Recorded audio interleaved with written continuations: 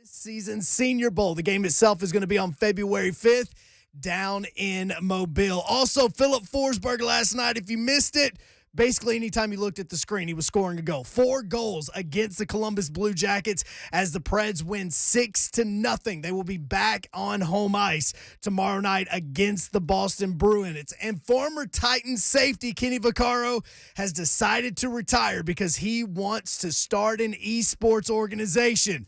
Look, shooters shoot, man. So if you need a player, just let me know. For all your foundation repair and waterproofing needs, you need to go visit USSTN.com. Breaking news at once on your home for the Vols, the flagship station for your Tennessee Titans. This is 104.5 The Zone.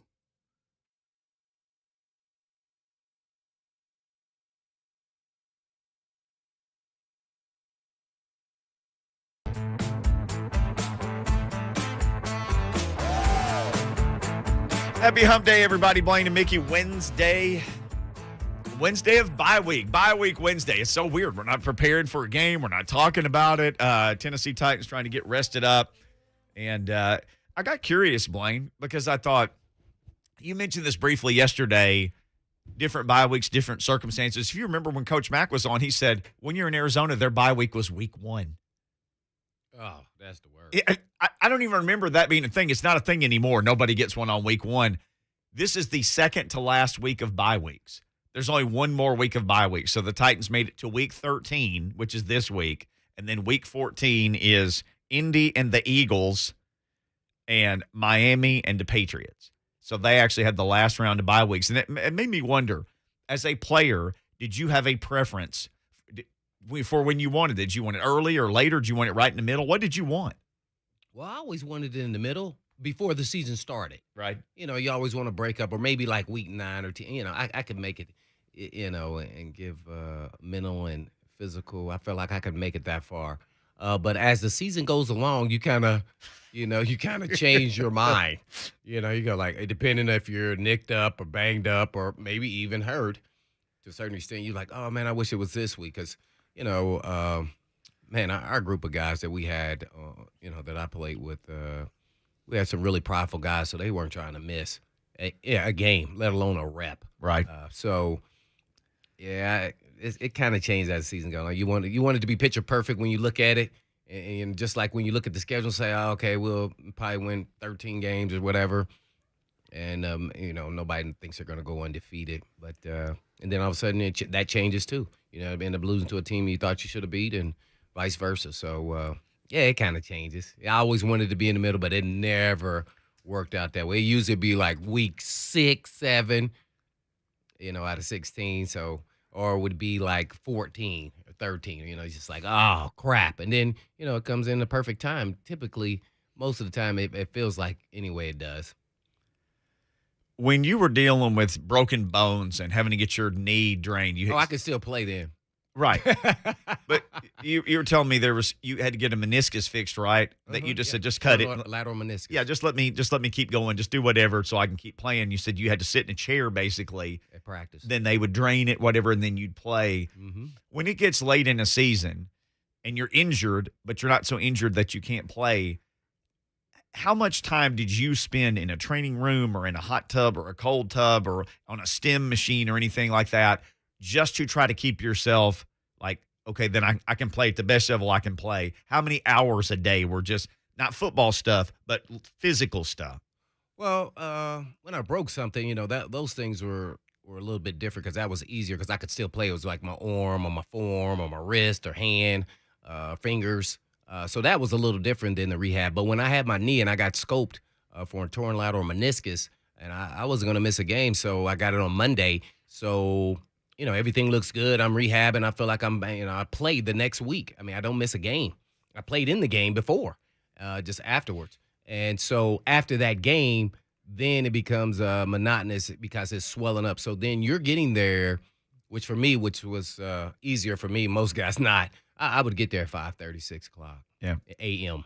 and do all my rehab because I didn't want to miss meetings. I felt like I was going to miss something, and then walk through and everything else. So I'm just out there standing or sitting the whole entire practice all week, and I'm doing rehab in between time, even at lunchtime. whether it was ice or just continue to do the exercises presented as a trainer from the trainer. And then just to, make it all the way to the end of the week. But I wanted to make sure I had a game plan. I wanted to make sure I was communicating with guys, talking about how I would do it if I was going to do something different or what to watch for that they don't go over. They don't go every freaking play. I mean, it's impossible. So that was over and over again. So it becomes a lot.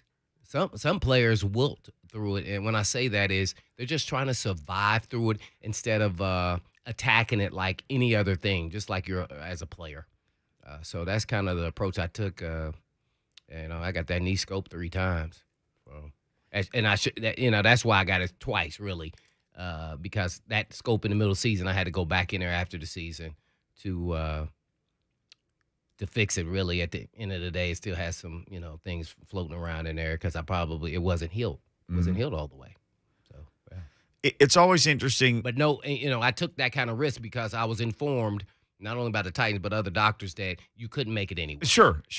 So I took the risk. It wasn't like I had a torn ACL or something. Right. Like that. It was a meniscus, and I was bow-legged, so I didn't use a lot of my lateral meniscus. So it was beneficial for me to try to see if I could keep going. One thing that I never understood until I really started covering a normal day person, that's 6 to 8 weeks, by the way. Well, sure, yes. That's they get thoughts and prayers on Facebook. Go play some YMCA basketball.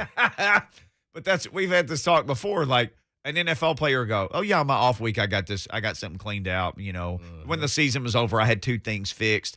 And that's the kind of thing a regular person, you get thoughts and prayers on Facebook and you're off your feet and missing work for 2 months or whatever. And the NFL player's like, "Oh yeah, I got 2 of those after the season." It becomes a regular occurrence, like it's a normal thing to a player to do that. Right. But in real world, that is not the case. Even if you're somewhat of an athlete that's not a pro athlete, let's just say you're really good, healthy. Maybe you were a college athlete, but you never, played any pro, and you're in pretty good shape and you take care of yourself. They're still going to be out at least 4 weeks. I mean, just rehabbing on a meniscus tear. Sure. Yeah, and we look at it as like it's nothing, like it's just customary to, clean out. Oh, yeah, I'm fine. But it would be like most of us just saying, "Yeah, I took my vitamins today." Yeah, it's like, "Yeah, I got my knee cleaned out today. I got scoped today." Now, what I can say about today's, world in the NFL, I think they're trying to get away from that a little bit more, a little more protective of the players.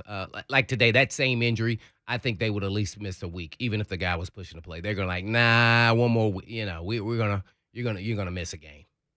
Sorry, yeah, I think they're more to that now than, okay, you feel good, your pain tolerance is high, so you can play. And they left it on the player. Well, now I think they're going to say, after 1 week, then we'll come back to this. What if somebody had tried to tell you that, "Hey, let's just sit you for a week. Let's just sit you for a week." No, I'd be like, no, I can go. I put all. Did they even try that, or was like, "It's Blaine, let's do it"? Just Blaine says he's good, he's good. It's the job of the trainer to really gauge the extent of the injury. Who's playing, what position they play, right, how much would impact them, can he survive through the season, his pain tolerance and all those things. So I think they do, at least Brad Brown and Don Mosley, who's still over there, did a really good job. He's the number 2 guy still. So they did a real good job of that, and they kind of left it on me. They knew the risk, and they gave him to me. So I was comfortable with it. Now, if somebody would have missed a game or 2, I wouldn't have been shocked or surprised. I mean, it just depends. If you're playing corner and you're out here guarding Tariq Hill, I get it. No, I'm not playing, man. I can barely guard this guy healthy. Right. So yeah. So I think that's changed, and I think the NFL is working really hard to do that. But some of it is just, it's the sport. It's like, we're these warriors, and that we can, do anything. And at the end of the day, we're human guys just like everybody else. You and me have talked about all this stuff a whole bunch. Even when we're not on the radio, we talk football a lot. And you said, I never really got hurt in high school, and I never got hurt in college. Mm-mm. And you were telling me then you get to the NFL and you start getting these things. Did it take a shift in your mind to just realize, okay, every offseason I may have to get something. I probably have to get some kind of surgery. Was that well, for me, it wasn't switch every you had to offseason. flip, or Every offseason wasn't the case, but it was during the season. Like, so I broke my forearm. So now, I'm playing with a broken forearm. I missed 1 game, and then I played in 6 screws in my arm. And I'm sitting in the meetings and at home with I don't even know what to call it, a machine that helps your bones heal faster. right? All day. just all day, just sitting on my arm. When I'm sitting down somewhere, whether I was in meetings at home, didn't matter. So I never really had a whole bunch of off season. I got scoped. All my injuries were during the season. Broken finger, 3 pins in my hand with a cast, forearm, broken wrist. The scopes, I had 3 scopes on my knee and a scope on my ankle. So 2 of them were during the season. 1 scope on my right knee was off season. 1 scope on my left ankle. That's it in the off season. So no, it wasn't a mindset that I'm have to do this, but that comes with the territory though. Yeah. And the 2 scopes I got were really just clean out. So it was 3 weeks I was back to normal. I felt like, oh man, and I probably wouldn't have went to got scoped on my knee at the end there until I went to the gym and I'm up there trying a 360 dunk and I had no lift. I was like, well, dang, can I dunk just normal? Nope, I couldn't. I could barely get that. I said, uh-oh, my knee is not right. Yeah. And so then they cleaned it out. Then it was like brand new money. Man. Yeah. Mm-hmm. Yeah. Right. You should have seen me 360 dunk on a Nerf hoop. Hey, Ryan in Lebanon wants to join this discussion. Ryan, thanks for calling Blaine and Mickey. How in the world are you doing today? Hey, guys. Love the show. Thank you. We love you. Hey, quick question for you. So in the Patriots game, Mike Vrabel went for it on 4th down at like their own 2 or 3 yard line of the Patriots, and he threw the ball. Just wondering why he threw the ball instead of running it.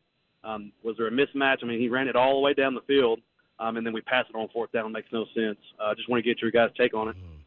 Ryan, thank you, man. Thanks for the kind words. That was a big discussion. I mean, me and Mickey talked about that a little bit. I know they talked about it on Titans Radio.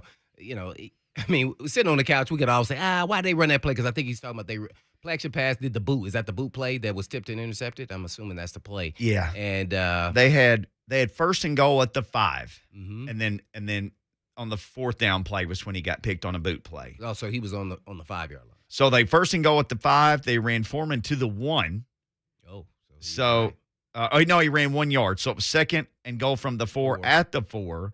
Tannehill incomplete to Michael Pruitt. That was the one where Pruitt had gotten turned around and was facing him, mm-hmm. and it sort of hit his hands and hit his shoulder pads. He was covered, but he could have caught the ball. It was a catchable pass, but it was a bang play with a good coverage by the DB. Oh, that's not the one that was intercepted. No, that one got tipped. That one bounced off Pruitt, but there was a hand of I can't remember who was covering him. Foreman ran for 2 yards on 3rd and goal at the 4, so it was 4th and goal at the 2. And they ran the boot play. Well, and I remember this all crazy. Okay, now I remember everything. I'm not a real big guy unless it's something really egregious on a play call, to be honest, because you could call either way. If it works, it's a great play.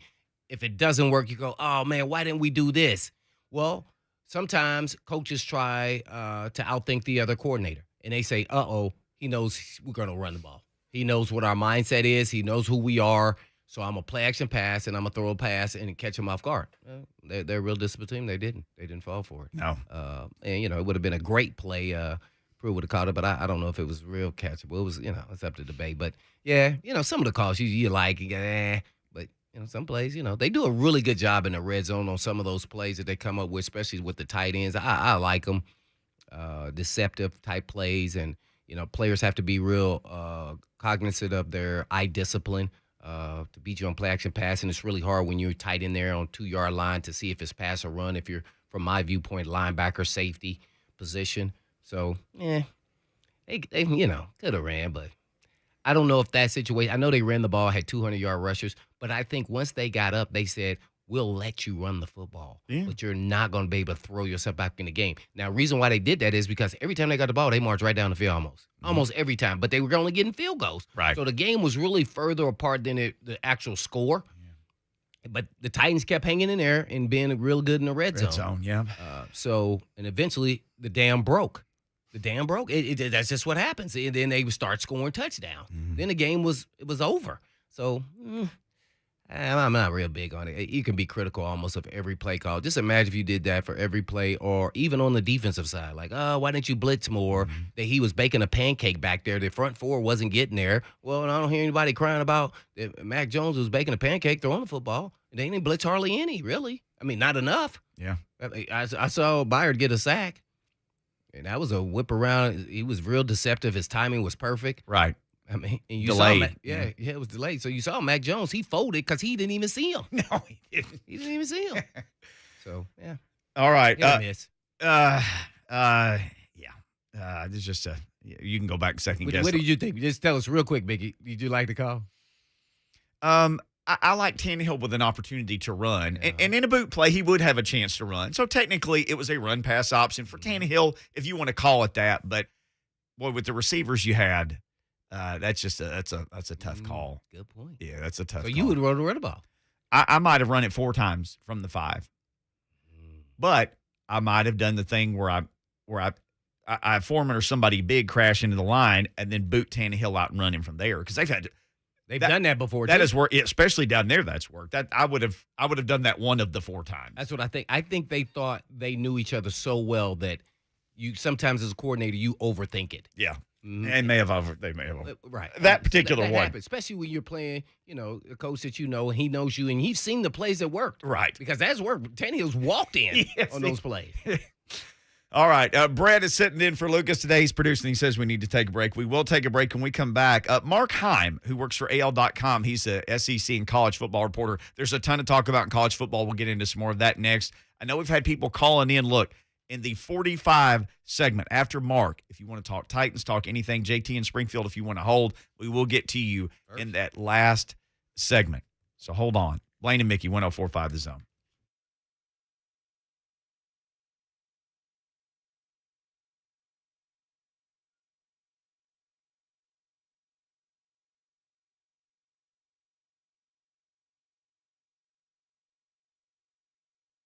Let's be honest. We all love the holiday season. Heck, we're right here getting started with it. It's an amazing time, but it can also be a really difficult time for people who are struggling with addiction. And sadly, there are a lot of those people in Middle Tennessee. Maybe that's you. Maybe it's somebody that you care about. When you add in social isolation that we've experienced during COVID, there's a whole lot of people who are struggling right now, and people who are addicts are really struggling in a lot of cases. The truth is, though, and a lot of people don't believe this, but it is true, according to my friends at Cedar Recovery, addiction's a treatable disease, just like any other disease. And Cedar Recovery can help people feel better and get better and stay better by providing addiction treatment that really works. If you know somebody or you are somebody who is dealing with opioid addiction and you just run out of energy and you run out of hope, don't, because there is a place and they're waiting to help you, and that is Cedar Recovery. So please call them today. It doesn't matter if you've got insurance. It doesn't matter if you don't want to go in because of COVID. They'll even see you via telemedicine. You have no reason not to call 615-800-5330 or go to cedarrecovery.com. Cedar Recovery, addiction treatment that works.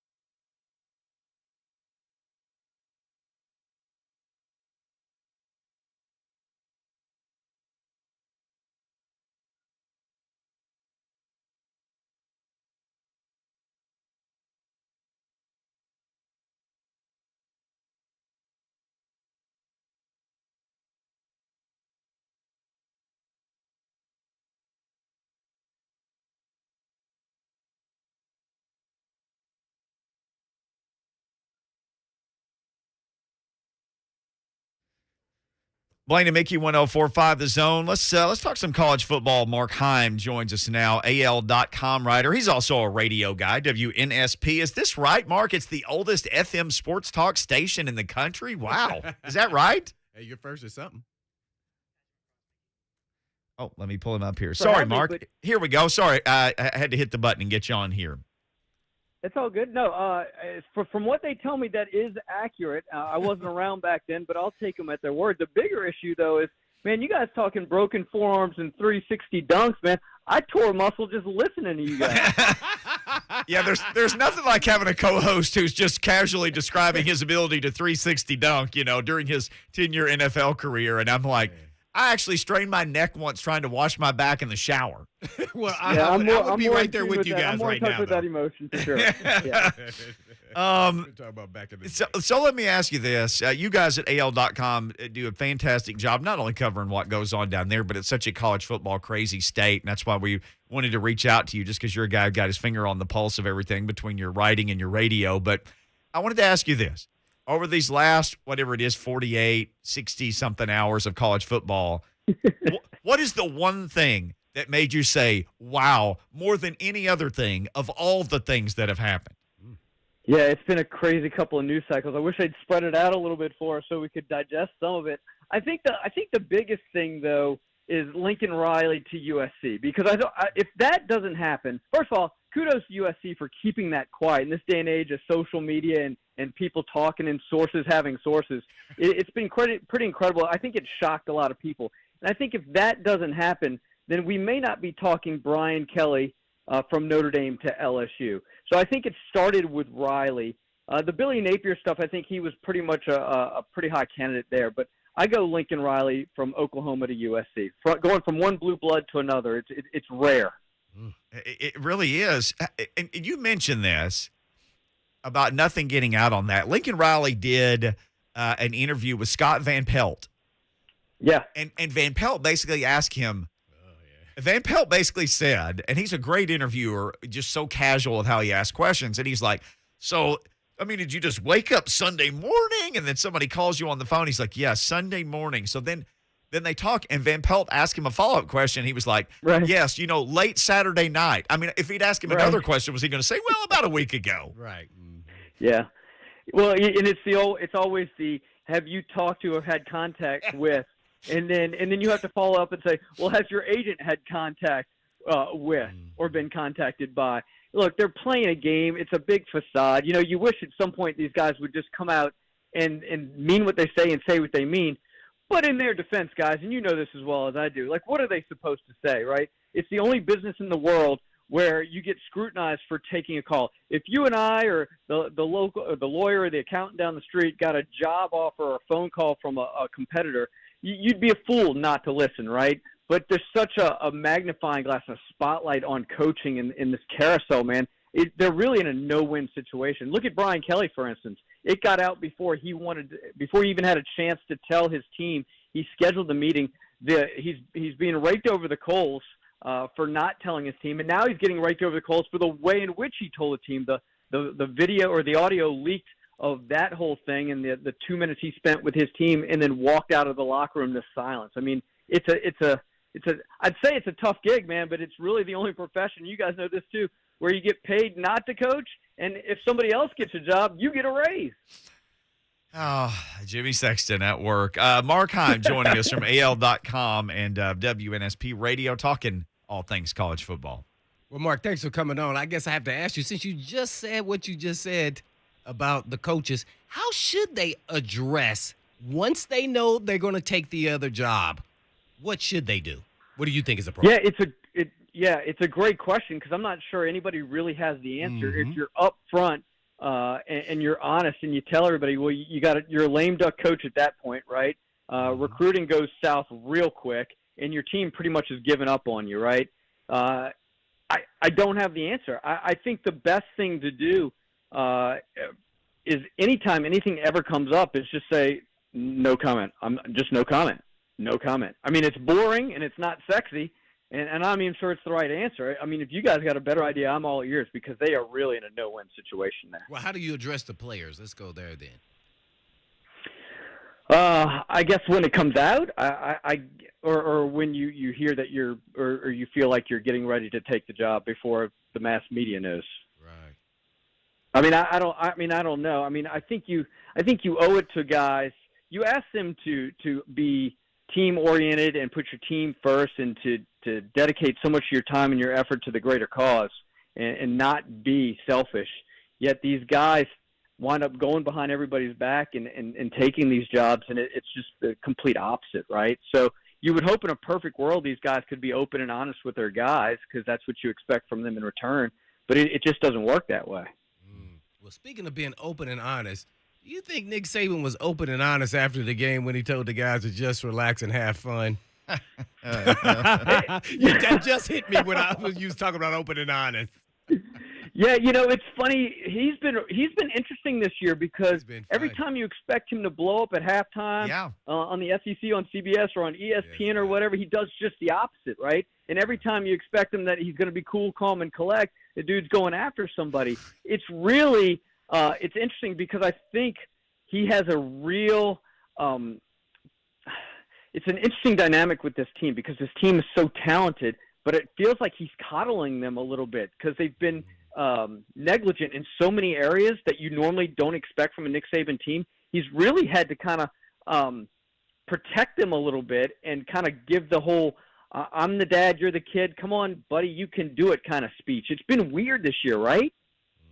Yeah, no doubt about it. He's been a different Nick Saban. I was waiting for him to explode on the sideline, but he never did every game I've watched, really, for the most part. But, man, what about this game? What did Auburn's defense do? Let's not talk about the end, but they're throughout the whole game pretty much to Alabama's offense to kind of stifle them a little bit there. Yeah, well, they really exposed the right side of that Alabama offensive line, and they just continued to bring pressure, and they just didn't have an answer. Alabama, Brian Robinson, their starting tailback, wound up getting hurt, didn't finish the game. Jamison Williams, the Ohio State transfer, who's been their number one guy, gets called for targeting on special teams. Yep. I mean, if you had that in the lottery, congratulations, you can retire. But what a bizarre way for a receiver to leave a game. So now they're hampered offensively. As you guys know, rivalry games are weird like that. We had a former player come on and talk about the ghost of Jordan-Hare Stadium, and it certainly felt that way, right? And these two teams always give it their all when they face each other. And Auburn brought everything they had. It was essentially their college football playoff, if you will, a big target on Alabama's back, and Alabama just couldn't make plays. They got penalized, I think it was 11 times for 130, 140 yards. It's really the second most penalized times under Nick Saban. I don't know. It was clunky. It just didn't work. But to long answer to your short question was that right side of the offensive line got exposed big time. Yeah, because I was interested. I'm watching the game, and I turned it on like first quarter, and then all of a sudden I'm watching the whole entire game. I'm like, man, Auburn's defense, where's this defense been all game? But you never know in a rivalry game.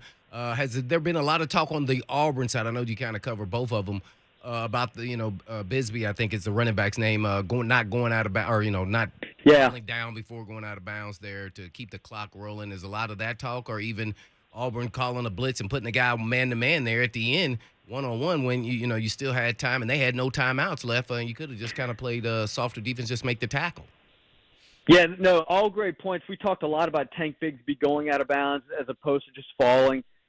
You kill 40 seconds. Alabama doesn't have time to go down the field. And quite frankly, in Auburn, parted ways with Mike Bobo, the offensive coordinator. They have not been able to score points in the last 4 games in the second half alone. They were throwing the ball a lot. I know they weren't running effectively, but it keeps the clock moving. So why are you throwing the ball and stopping the clock? Those were issues. They had a great 2-point conversion play, by the way. If you knew you had that in the bag and you knew your guys were gassed and Alabama's got a little momentum, how about in the first overtime you don't kick it to go into a second, but you pull out that little tight end screen there, and you go and you win the game right there in the first overtime. A lot of questions. This Auburn staff, he's made he fired 2 coaches this year, and he's only and one of them was the only guy he hired in Mike Bobo. So some growing pains there for sure in year 1 under Brian Harsin. Well, I guess real quick, who's on the short list, or does he already know who he's going with at OC? No, actually, we've been trying to figure it out. No big names. I mean, I don't think they're going to I think he's going to tap into his Midwest or West roots there. Not a whole lot of conversation right there. The bigger problem right now, quite frankly, guys, is they've had about 5 guys hit the portal. And we're not sure if that is just because it's him kind of cleaning house because it's his program now, or guys not excited about what's coming up next. Bo Nix, the starting quarterback who's been injured, he's an Auburn guy. His father, Patrick Nix, played at Auburn. Right. I mean, he was born Auburn, right? He is right. Mr. Auburn. He was not real convincing when asked if he was going to be there next year, which started a whole bunch of other speculation and questions. Ruh-roh. Yeah. Uh-oh. Yeah. Mark Heim giving us the business at AL.com. Hey, we stick to sports on our show, and this is a political topic, but I'm just asking from a sports standpoint. Is there anything new with Harsin and his vaccination status? Because at one point a few weeks ago, it was like there's a drop-dead date to get it or to not be employed in the state of Alabama. Is there anything new with that? No, actually, and it's a great question. It's not something we've really talked much about, but he's going to have to get vaccinated if he's not already. It's funny, though, because you all were asking me about how do coaches handle these coaching questions about coaching searches. Coaches probably need to handle it the way Brian Harson's handling his vaccination question, which is, I don't want to talk about it. I'm just not going to talk about it. I'm just not going to talk about it. But he just refuses. And, he's been open and saying, look, I'm all for everybody's right to do what they want, whether they want to get vaccinated or not. But he will not talk about whether or not he's vaccinated. We just kind of assume at this point if he's the coach at the drop dead date, then he's been vaccinated. All right, one more national thing, just because this is interesting. Luke Fickell kind of seemed like he would be the guy at Notre Dame, and literally he has a chance to make unrivaled history putting Cincinnati in the playoff. And it does sound like, now I think Dennis Dodd was the guy who reported last night, they're just going to try to wait him out. With signing day coming up, that's just so interesting to me. The whole thing about Notre Dame, that in our lifetime, somebody would go, I just couldn't win enough at Notre Dame, I'm going to go somewhere else. And then now them trying to find the next guy, all fascinating to me, Mark.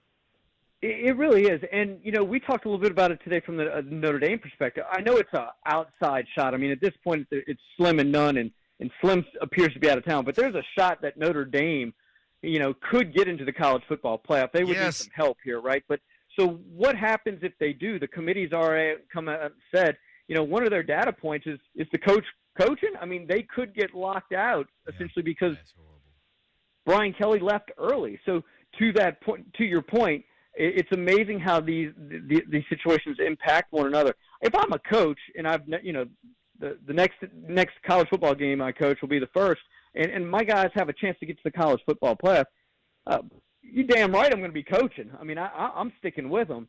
I think Notre Dame, from their perspective, if they can get Fickell, I think you're thinking long term. Yeah. I know it's a short term issue with one recruiting class and the potential for the next year being tough because you had to wait a little bit longer. Yeah. But I think they're thinking long term, bite the bullet on this recruiting class, come back stronger, and let Fickell be in there for a few years and build that program to where it needs to be. I guess they're willing to make that sacrifice. And Mark Heim, our guest from AL.com, how do you see the SEC title game going this weekend? And ultimately, what do you think the Final Four is going to be? Yeah, so it's interesting because here in Alabama country, it's rare that you pick against Alabama. But I just don't see how they get this done. I think the greatest positive, quite frankly, and this is going to sound bizarre, is that Auburn almost beat them last week, right? A 20-point underdog almost beat the number 2 or number 3, whatever they are now, team in the country in 4 overtimes. So I don't have a lot of hope for Alabama, but I didn't have a whole lot of hope for Auburn, quite frankly. So does that mean that Alabama could play them well? I think it's incredibly possible, right? The front 7 of Georgia is probably the best in college football. That back half, that secondary is good. It's not great. The problem for Alabama is when they get that passing game going, they like these long pass routes, right? They take time to develop these long drags across the middle, and they go deep. So they're going to need that offense, that offensive line, that right side that we've been talking about to sustain blocks long enough for them to make plays, and I just don't think they can do that. The other flip side of that, though, guys, and you know this too, is that Georgia hasn't played a team as good as Alabama, both offensively and potentially defensively. They've had their issues on defense, but when they're playing well, they're as good as anybody. So it'll be interesting to see what happens if Georgia gets hit in the mouth early. But with Brian Robinson not healthy, that right side of that line not very good, and this being the toughest defense they face, I'm going with Georgia. I think it has the potential to be a close one, 7-3, 7, 9 points. Maybe Georgia tacks one on late, makes it 10 or 12 points. But I think Georgia gets this done. What'll be interesting, as you guys know, is if Alabama somehow wins in a close one, or even loses in a close one, depending on what happens behind them, is it still enough for them to make the playoffs? Yeah, that's great drama in college football always. Yeah, Mark Heim. Man, 2 crazy questions real quick. Could Luke Fickell diss Cincinnati and coach Notre Dame in the playoff? And then number 2 is Bryce Young. I mean, he just looked okay in the early stages of that game and most of the game. And then his heroic cape came on there at the end of the game. Did that sew up the Heisman? Because it's kind of up for grabs. I don't know if it sewed it up, but I think people have short-term memories, and they always remember, what have you done for me lately? So I think they're willing to give him a pass on the first 3.5 quarters of that game. But what he's really done well, in addition to throwing the ball, is he's become people were very critical for him for not running. He didn't want to run. But not only can that dude run, he can make you miss. There have been some unbelievably athletic plays by that guy. He's almost, they compare him to a point guard a little bit, kind of dry on that 3-on-2, 2-on-1 fast break, right? And just making those guys miss and then dumping it off. He's been really good. But I got another one for you before I let you go. Here's my dream as a radio host. You ready? I want Josh Heupel at Tennessee to go back to Oklahoma after they spurned him. Lane Kiffin takes the Tennessee job again. And then Urban Meyer finally goes to Notre Dame. And everything is right in college football. Oh, what would we do? We wouldn't have enough hours in the day to talk about that, Mark. You wouldn't have enough ink, to write all those stories. Hey, man, this was great stuff. Fun, yeah. I hit the follow button at Mark_Heim. Everybody needs to do the same thing. Thank you, man.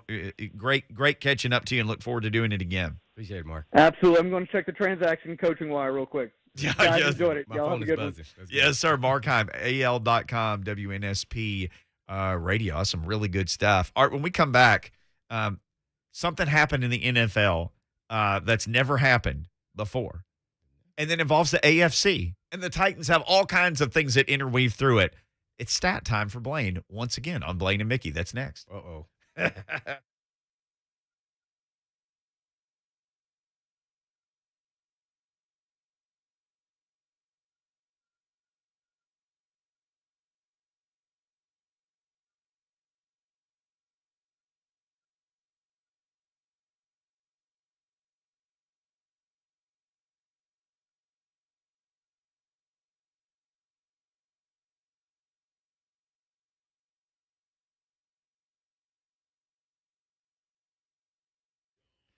All right, for all of you who have a house, and maybe you thought rent or sell, you don't know.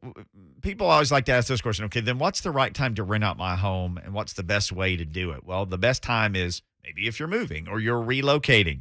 Maybe you're just relocating temporarily. Maybe you're combining households. That's a real thing, right? Maybe you inherited a house. That's a real thing. Maybe you just don't want to pay your mortgage anymore. That's a real thing too. Best way to rent, the best way to do it, if you decide to do it, is to hire Renters Warehouse. So if you got one house, or maybe you got a bunch of houses and you've been trying to be your own landlord and it's just not working, Renters Warehouse, they spring into action. They'll find you great tenants in 17 days on the average, and for a small flat monthly fee. They are the landlord too. They take all the phone calls, they collect to rent. They do all the difficult stuff that a lot of people don't want to do. A lot of the reasons why people don't rent, all those are taken care of with Renters Warehouse, and there's no upfront fees and no binding contracts. You want to find out what your home will rent for? Call 615-398-9550. Go to renterswarehouse.com. Again, renterswarehouse.com. Renters Warehouse, Nashville. You can't buy happiness, but you can rent it.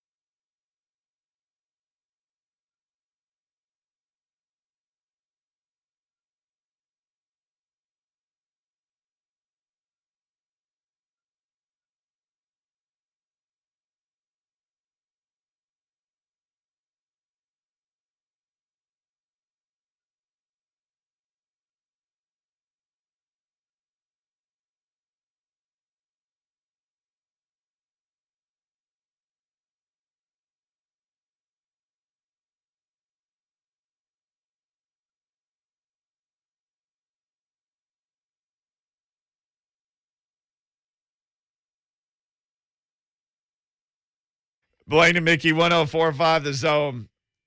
Blaine telling the story to our boss the time I made Roger Staubach cry at the Army Navy game. I know, and he was kind of like my hero, man. I was like, oh, Mickey, you're such a mean guy. Well, the context of it was I know. That's what tell it. I still had the book. Somebody had given me Mm-hmm. his autobiography that he wrote in like 1974. Yeah. When I was I was a kid. A few years later, somebody gave me that book and they said, you need to be like this guy. He's got the best character. He's a veteran. He's, the quarterback of the Cowboys, and he's this and this and this. But more than that, he's a great person, a great family man. So I read this. It's the thickest book I'd ever read at that time. And so we had Roger Staubach on, and I thought maybe we would. So I took the book. I can't remember. I carried the book with me. Yeah, you did. So he sits down, he starts interviewing him. Nobody knew. Then you pull out the book out of my backpack, and I said, and I did a poor job. I said, do you remember writing this book? And he's like, yes, I do. I remember writing a book. I did a poor job asking the question, but he said, and then he started to like choke up, and he said, I wrote it right after my mom died. Yeah. And I did. I think he said I dedicated it to her, and he got choked up. And I said, somebody gave me this book, and they said, read this book and be like this man. Yeah. And he's emotional. And he looked at you and Brendan. He said, is he a good man? Asking you guys about me. And both of you, thank God you both said yes. Yeah. Even if you didn't mean it, you're like, oh, yes, of course. He's a really good guy. Well, meanwhile, he was breaking up, and he was about to go in full-fledged tears and cried. I said, well, Mickey, guess what? Nobody will ever forget you. You made Roger Staubach cry.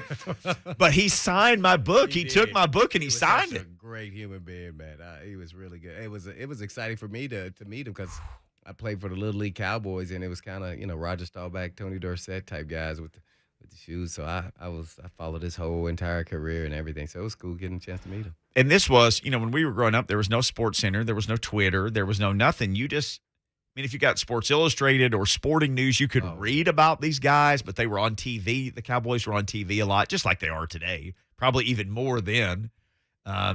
But it's hard to describe what a big deal he was to people. It's hard to describe. I think we're different little eras there. We had Sports Center for a while. Well, Sports Center didn't come around until in 1979 or 80 was when ESPN started, and then I didn't get cable at my house till 1984. So, I was 2. Okay, you were 2. No, yes. I'm talking about in 78, not 84. But Roger Staubach, he was the man. That was a for sure. So do we have I thought we had a caller. No, he bailed on us. I know. All right, people can call. We got to talk about Roger Staubach. I almost teared up. That's all right. Nothing to cry about here, by the way. Open phone lines, you want to check in. Mark Spain, Real Estate Hotline, 615-737-1045. Here's your stat. The NFL, this is from the Associated Press. So this is the source of the news agency right here. Mickey, you're not going to try to, I'm not a big I'm not stumping you. No, I'm not going to stump you. I don't know the stat. He going to get me. I think we should do a segment like this, right? How to stump Blaine on the stats. See how much stats I know, because I don't know stats too much at all. Well, we need to let the callers do that. Call you and ask you things about yourself. Do you remember the day I definitely don't know that you had the most tackles, or do you remember the day you sacked this guy or whatever? No. We definitely need to have, because people always remember. I would think this would be true. The plays before, better than I do. But fans know, hardcore fans, they know everything. Yeah, I did not. I tell you, one chink in my armor was I did not relish the moment. I always kept saying, I'll look back at my career when I'm sitting on my porch in my rocking chair, probably throwing rocks about get out of my yard or something. Get off my lawn. No, just kidding. But, so I never, even after the season, all I would do was take a break for about 2 weeks and kind of assess where did I need to improve individually. And then try to attack it that way, and then slowly build back up to where I was and get back strong, or maybe stronger, or maybe I need to work on flexibility or whatever it was. But definitely I was always trying to be better at every facet of the game in my game. So I never looked at the stats. I really didn't. But most offensive guys, dicey. Oh yeah, he always look at stats because he knows what it means when you're an offensive player. Sure, because that's how you get pay raises. Right. Yeah, that's how you get it all. eventually. That's and true. So then they get mad at you if you start acting as though it's about the stats and you're not getting the ball. Well, that's the reason why. If I know I'm that dude, then I should be getting the ball. I need that dude numbers. Yeah. That reflect my that dudeness. My dudeness. The NFL, this is from the AP, it's a headline. The NFL has never seen a conference like this year's AFC. Ooh. Heading into December, only 4 teams in the AFC have a losing record. Only 4. With 12 teams at 500 or better, that's the most for a conference through 12 weeks in the modern history of the NFL, which is since 1970, which is 51 years ago now. So the merger, when the AFL and the NFL merged, there's never been this much parity in the AFC. And you know they're loving this. Oh my gosh, the whole league is built on that. Yeah. So here's the nuttiest part. There's the 4 teams that don't have a winning record are Miami, the Jets, Houston, and Jacksonville. The Titans have played 2 of them and will play all 4 and have lost to 2 of them. Yeah. Well, you know what? And I meant to say this the other day. Every time a fan brings up that the Jets and the Texans are beating the Titans, I said they won't be playing them in the playoffs. Well, it's true. Yeah. So But the irony, if there are only 4 teams with a losing record, they actually play all 4 of them. Yeah. On their schedule because they don't always play Miami. They don't always play. And don't be the surprised Jets. if one of those teams still beat them again. Yeah. Man, the AFC. I'm getting really nervous. How they look, and then where we're at health wise. Yep. And maybe only getting Julio and Crookshank back is it For the next after game. the bye week. And If they come back. They don't have to. That's if they come back. You're putting a good, well said there, because I don't know if they'll be back, but they are eligible to come off the IR at that point in time. Doesn't mean they're healthy enough to play. I don't know how much better the team will be. Now, certain guys will be better just because they had refresh time. And they're, by the way, today they are off. So they didn't. Yesterday was their last practice. Okay. I watched the Vrabel show. Good job. He said that. We are not off, and we have another hour before we are off today. So hour number 2 coming up. Jordan Dajani will join us in the second hour to talk NFL headlines. We'll get into more headlines when we come back. Also, you want to check in. I know a couple of people tried to call in, and we were tied up a little bit in the last hour. We can take phone calls, 615-737-1045. It's Blaine and Mickey on 1045 The Zone.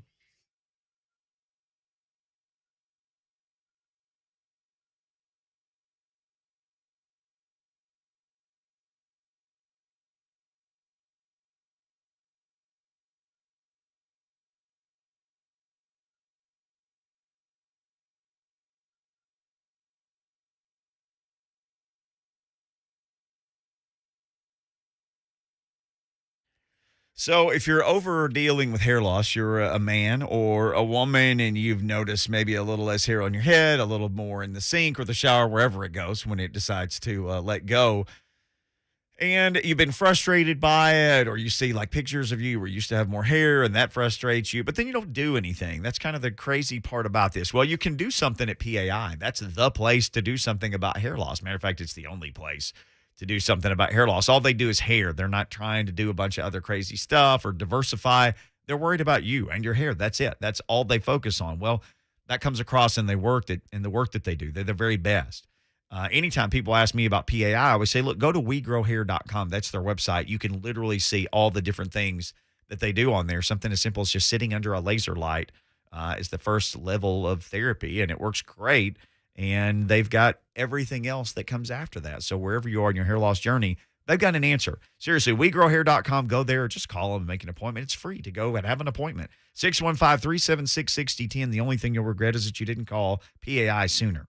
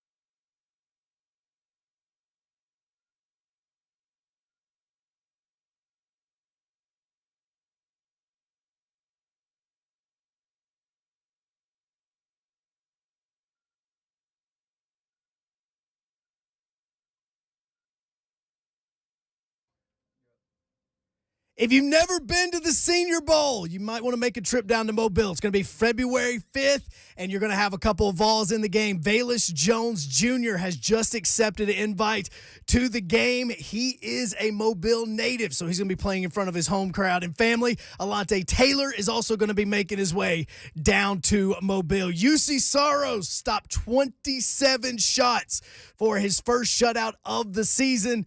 And yeah, Philip Forsberg, just had 4 goals. No big deal. As the Preds defeated Columbus 6-0 last night over at Bridgestone. They're going to return to the ice tomorrow night against the Boston Bruins. And Major League Baseball fans, you now have about 9 hours until the MLB lockout officially begins. For all your foundation repair and waterproofing needs, you need to go visit USSTN.com.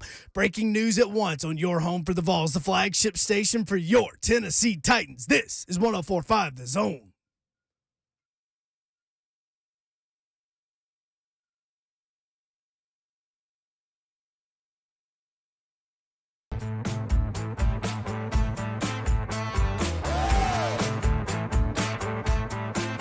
Blaine and Mickey, 104.5 The Zone. Happy Wednesday to you. Happy Wednesday. We are at what I like to call the nexus of the sports talk universe. We're halfway through the week show.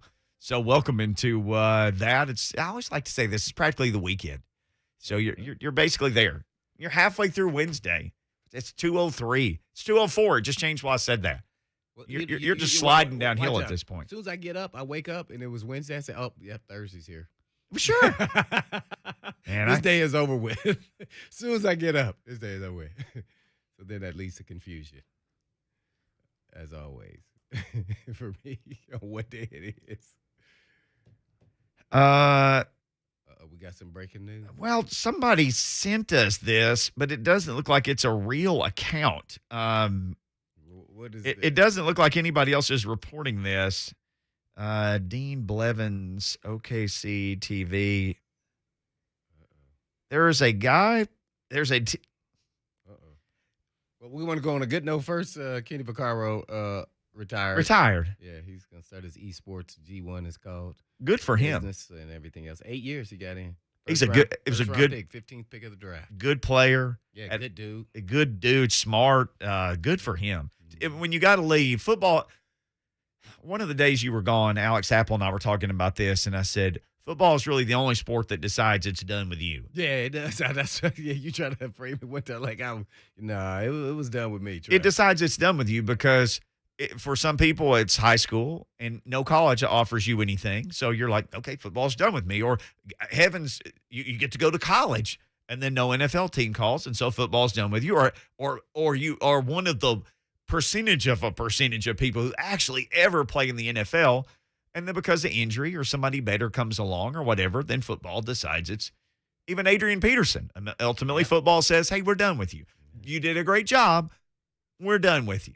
You can play basketball in a church league for the rest of your life, play tennis or golf. You can do a lot of that stuff. There's no tackle football church league. You can't really get that. You scratch that itch anywhere else. Pretty much, we have Randy Moss, Adrian Peterson. Who else did we have? No, he's not a Hall of Famer. Carl Pickens, Dick Penn. I'm trying to think who we had. Somebody else. Oh, Steve Hutchison. I think he's gonna be a Hall of Famer, if he's not already in. So, but you about to put out this rumor? Yeah.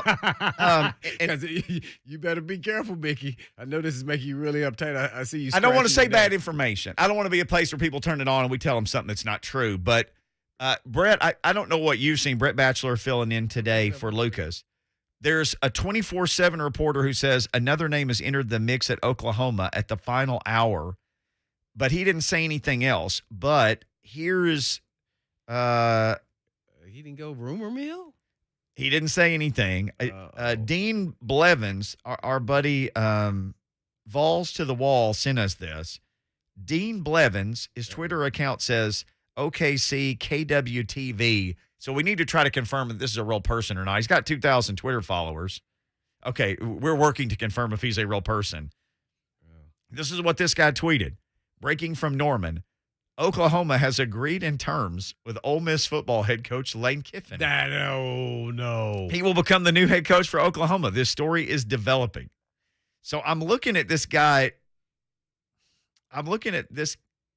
Surely this is not a TV guy. Dean Blevins. It says he is followed by John Bryce. He's followed by some people that we follow. We need to find out if this is a real person. Yeah, we need to get John Bryce back on. We may have to. All right. He's a real person. All right, this is real time. So we're trying to KW TV. That would be. Woo. So,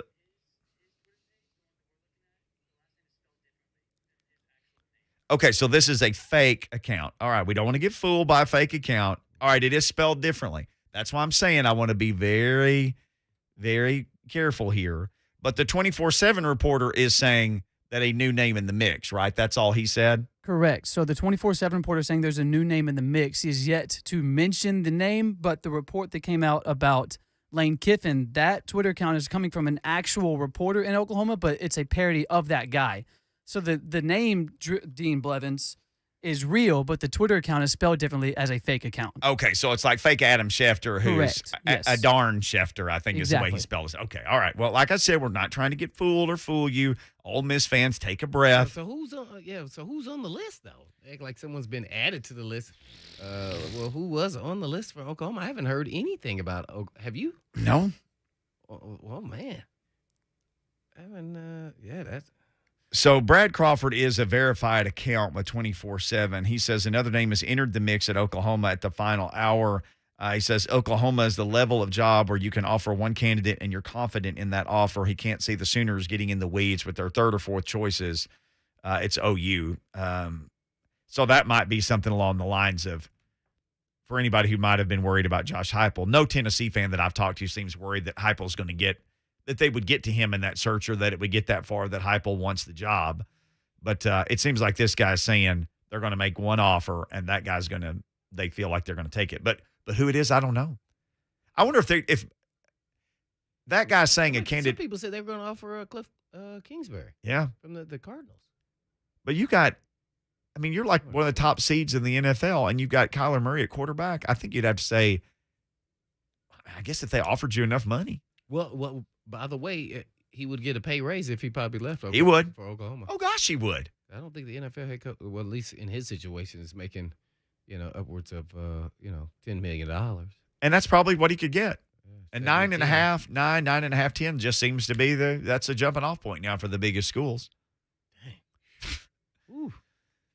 All right. We did not get fooled. We reasoned our way through it. Fake Dean Blevins. We no alarm here. We saw it. It was sent to us. Someone's on the list, though. We figured our way through it, but there is a second report. Somebody new on the list. All right.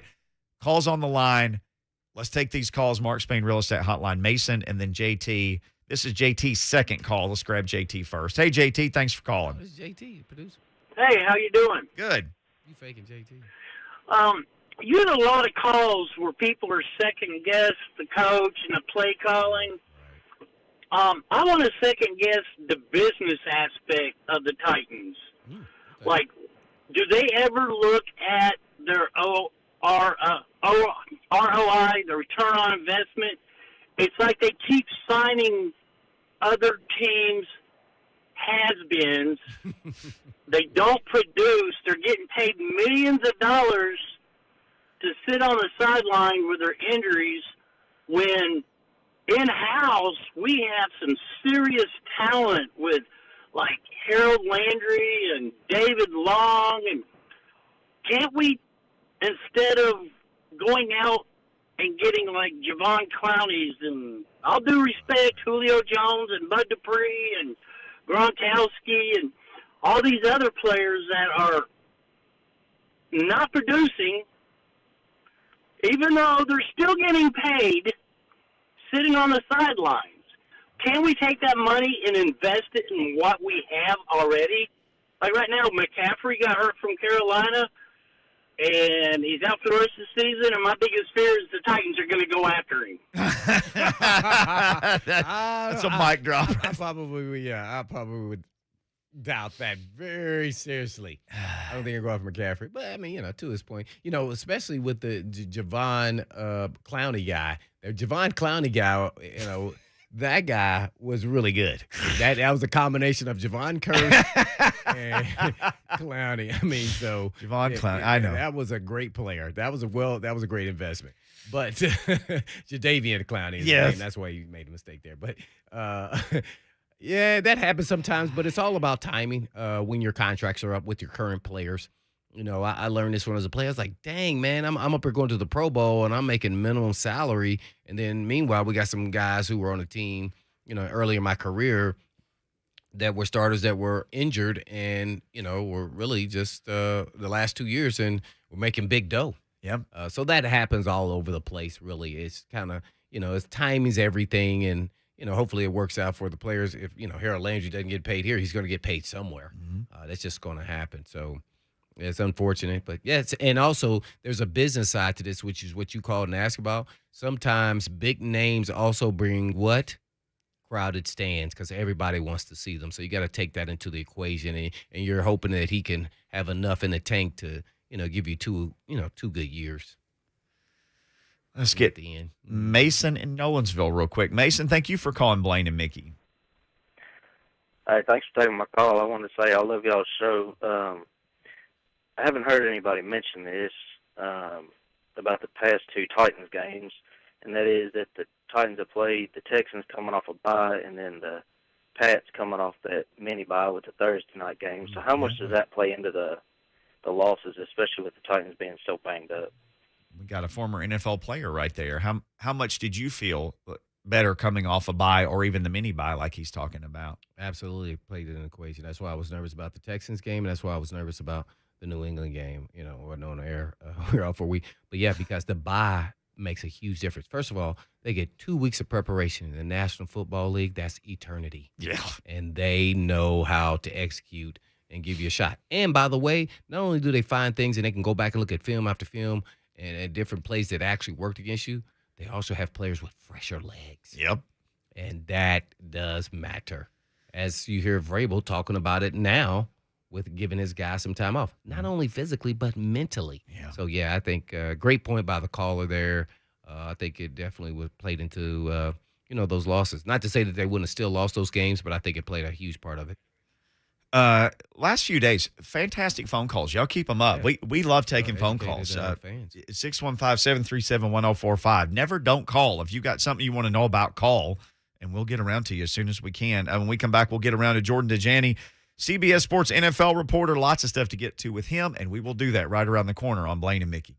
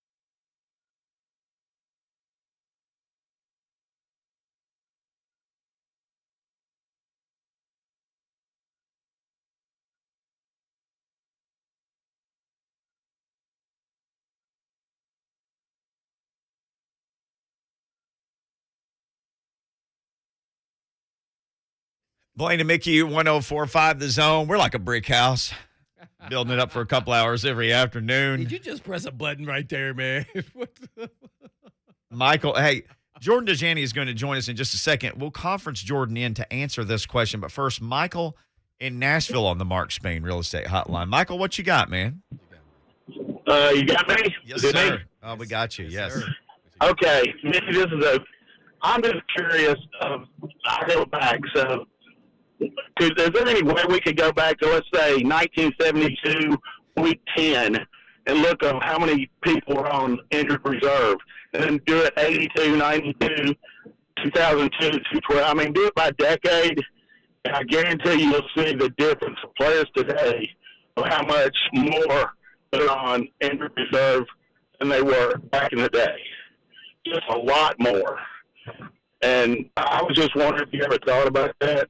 I can give you one example. Jim Marshall played for Minnesota, never missed a game, played 17 years, played defensive tackle. Brett Favre broke his record for most consecutive games.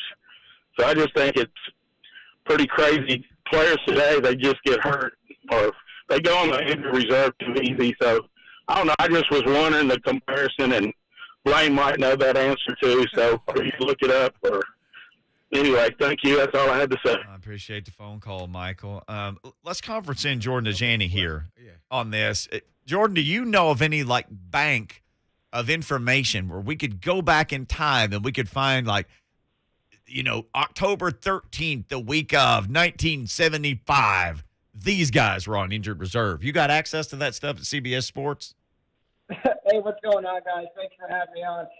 No, I don't think there's something like that, but at the same time, I wouldn't be surprised with the kind of advanced stats we have these days that there might be something out there like it, but I'm not betting on it. But I think your caller does have a point. But the other thing I'd point to is, of course, the new IR change where we have an unlimited amount of players now that can be placed short term and then come off.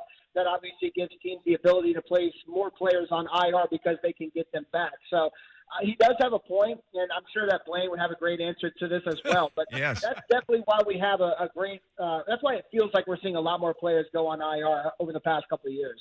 Yeah. I'm going to piggyback on what you guys say. I mean, but, you know, hey, I would say this.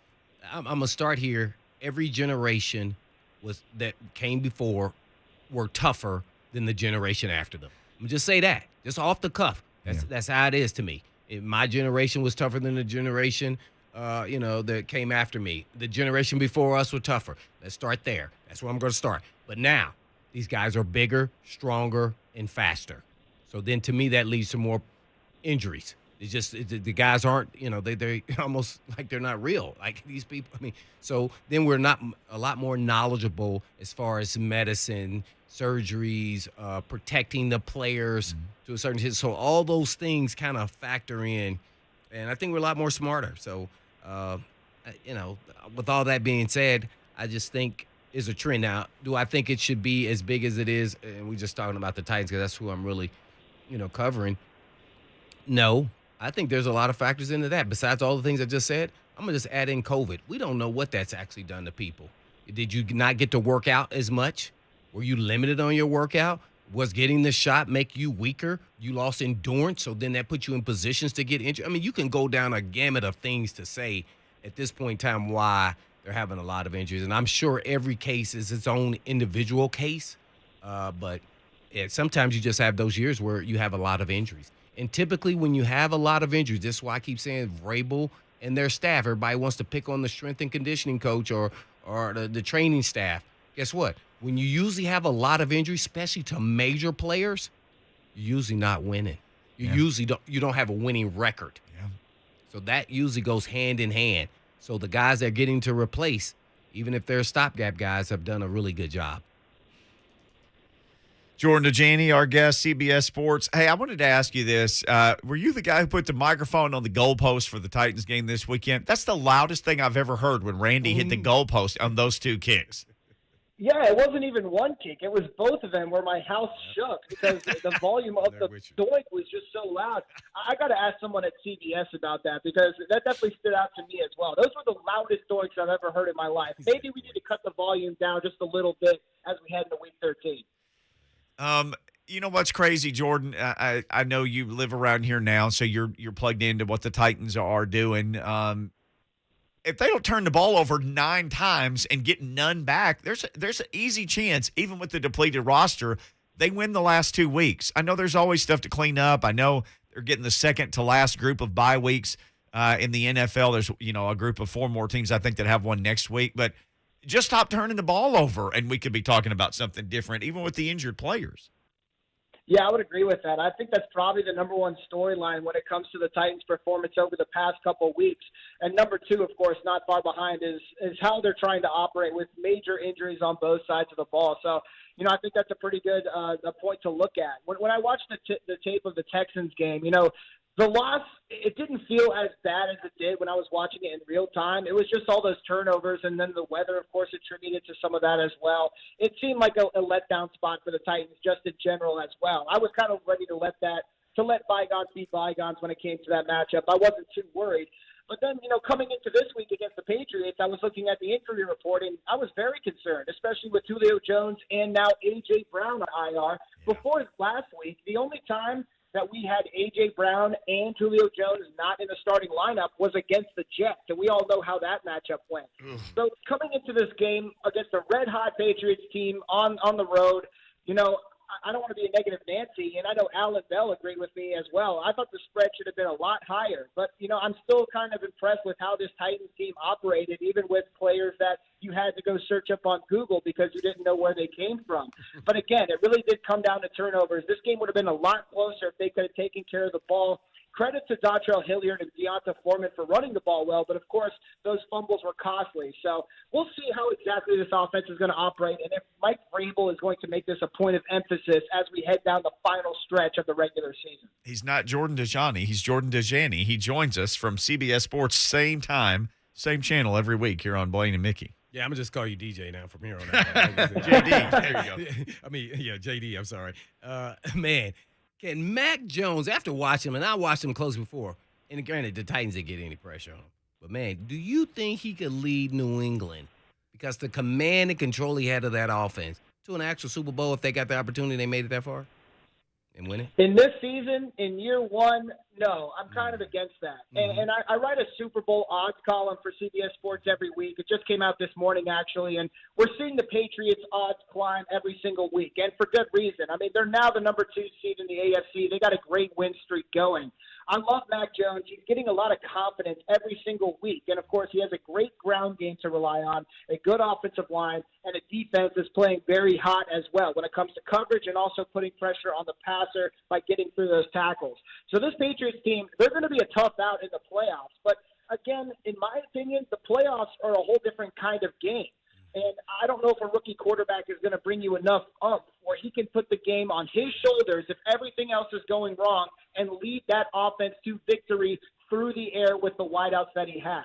The playoffs are a whole different game, and it's kind of a reason why I don't know what to make of the Arizona Cardinals, right? I mean, they're 9-2. They're the number 1 seed in the NFC West, but this is a tandem of Kyler Murray and Cliff Kingsbury that's never been to the playoffs before. Wouldn't you rather put your stock in a guy like Aaron Rodgers or Tom Brady? Looking at the AFC when it comes to Mac Jones and the Patriots, wouldn't you rather put your stock in Andy Reid or Patrick Mahomes, Lamar Jackson, John Harbaugh?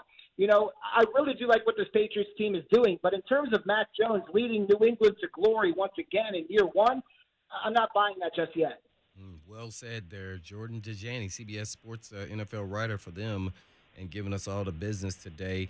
What do you think about this matchup? Let's stay on the Pats versus the Bills. I think it's a huge matchup. How do you see this playing out and how they match up?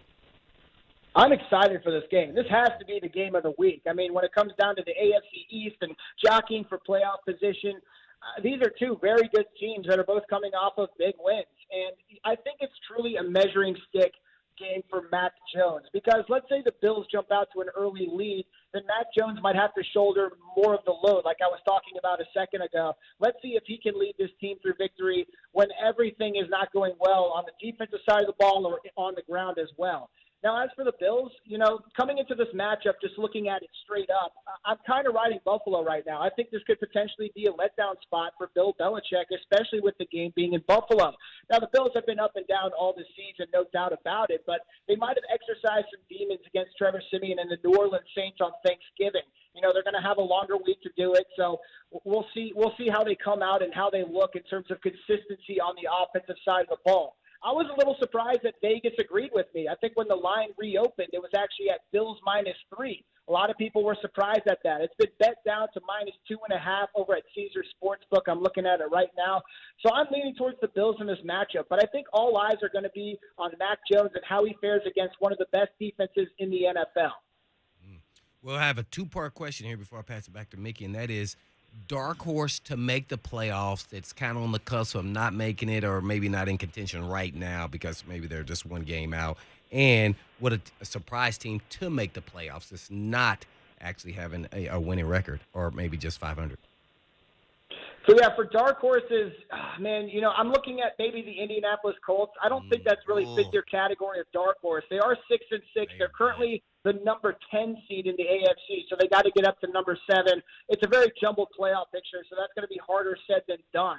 Another team that I'm really looking at right now is probably the Washington football team. Yeah. I don't know if a lot of people know this, but all of a sudden, if the season ended right now, they would be in the playoffs. They just secured that number 7 seed with their big win over the Seattle Seahawks. So this is a team playing some good ball right now. I'm excited to see what they can do. All right, and then who's on the other side of that? Who falls to the wayside that everybody just say, yep, they're going to make it to the playoffs? Yeah, that's a good question. For the NFC, I don't want to say the Los Angeles Rams just yet. Matthew Stafford is dealing with a lot of different injuries, and that for the first time this year, I think I'm worried about the Rams in terms of their status as legitimate contenders. I think they can still make the playoffs, so maybe they don't fit the answer to this question. Keep an eye on the San Francisco 49ers. Can they keep up the ground game and how successful it's been over the past couple of weeks? They put together a nice win streak for themselves, but the whole issue with this and this team just in general is consistency. Are they going to be able to keep it up?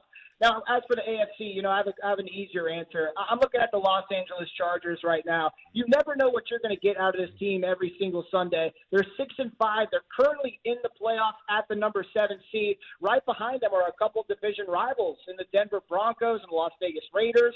I already brought up the Colts. The Cleveland Browns are sitting at 6-6.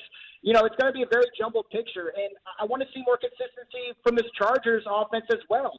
Justin Herbert, there's no question about it. He is a franchise quarterback.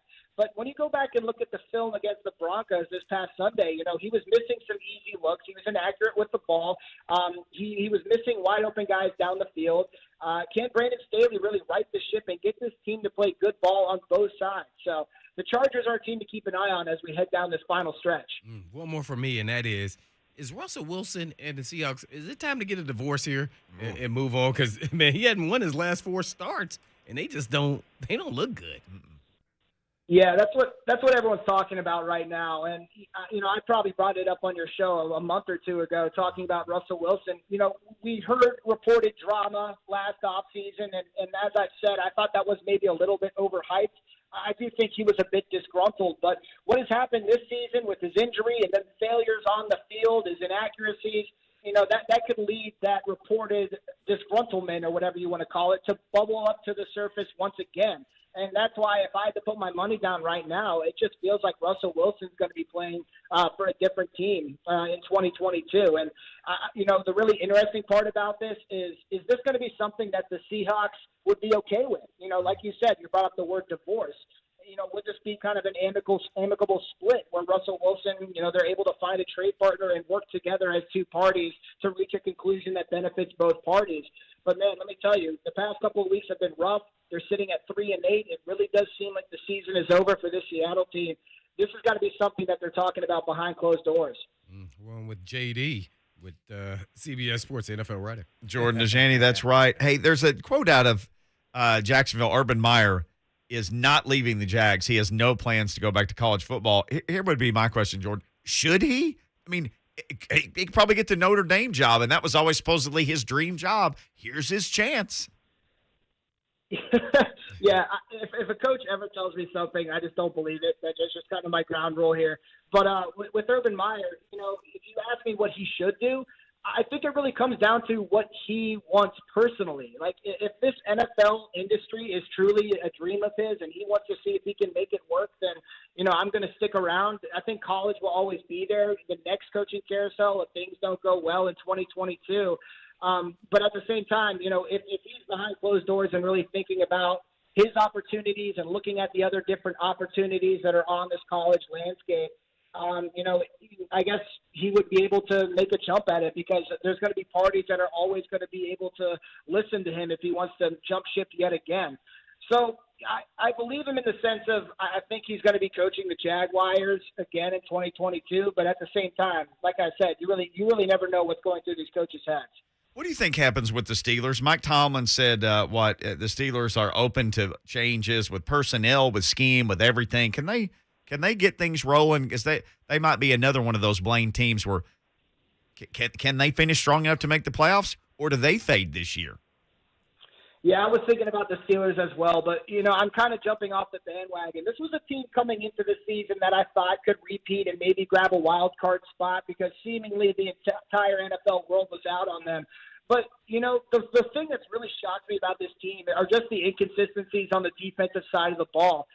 It's pretty astounding. They've allowed 40-plus points in consecutive games for the first time since '89. They've never done it in 3 straight games, 130-plus rushing yards in 4 straight games. That's the first time since 1999. There's a lot of advanced stats that just show you that the Steelers' defense is doo-doo. And I think that personnel changes and trying to open up to listen, what your assistants want to do in terms of scheme would probably be a smart thing. But the Steelers really do like Mike Tomlin. He's going to be there for the long run. I think the biggest thing they need to talk about this offseason is obviously the quarterback situation, but that's not the only thing the Steelers have to face right now. Who, Jordan? We're on with Jordan Dajani. We have a caller, a couple callers, but we'll take a call and see if you have the answers for him. All right, let's do this, Jordan. Before we let you go, we got a bunch of people on hold who want to talk NFL. We'll do one call together. You cool with that? Yeah, let's do it. We'll mix in. All right, let me make sure I got you locked in here. Let's get Cody from Dixon will join us. Cody, say hello to Jordan Dajani. Quick, Cody. Let's go. Hello, everybody. Hey, Mickey. I'm kind of like you. I like to play devil's advocate every now and then. And, I'm almost 60 years old, and I remember back in the day, and even back in Blaine's time, there used to be 2-a-day practices, most of which was padded. By the time the regular season came around, the players was ready for the NFL season. With this last CBA, they collectively bargained themselves out of the 2-a-days and out of a lot of padded practices. How much of that has to do maybe with the amount of player injuries? I appreciate the phone call. Great point. What do you say, Jordan? What do you think? I agree with him. I think that's a good answer or a good question for Blaine, but because I never played the game at a high level. But I think that's actually a great point. I think that the lack of preseason, the lack of some of these really tough practices, that's helping up your bodies before you ready yourself for the grueling 17 game season. That's going to be important. And I think we're seeing a lot of these soft tissue injuries that maybe a certain percentage of them could be avoided. So I think that's a good point, and I would probably agree with that. Yeah, I agree too. Jordan, hey, man, thank you. Thank you for taking phone calls with us. Maybe we can do some more of that in the future, but always look forward to catching up with you every week. Absolutely. Appreciate you guys. Have a good show. Yes, Appreciate sir. it, JD. Catch him CBS Sports. Got a great story up there about Gronk. You can catch that and all of his writing. All right, we come back. Philly Mike, JD and Spring Hill, hold on. We got time to take both your calls before we wrap things up today on the Mark Spain Real Estate Hotline. It's Blaine and Mickey, 1045 The Zone.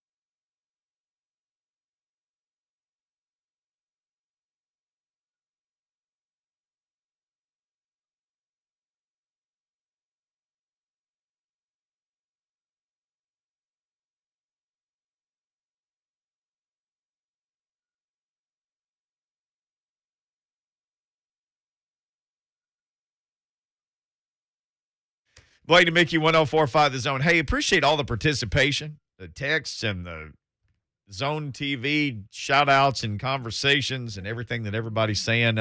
Always enjoy your participation with this, too. We are building a field of toys to benefit the Salvation Army's Forgotten Angels program, thanks to Planet Fitness and Freedom Boat Club of Nashville. So while you're out doing your holiday shopping, remember, those in need this holiday season, you can pick up an unwrapped toy, bring it to Nissan Stadium. Our Toy Field Drive is next Tuesday.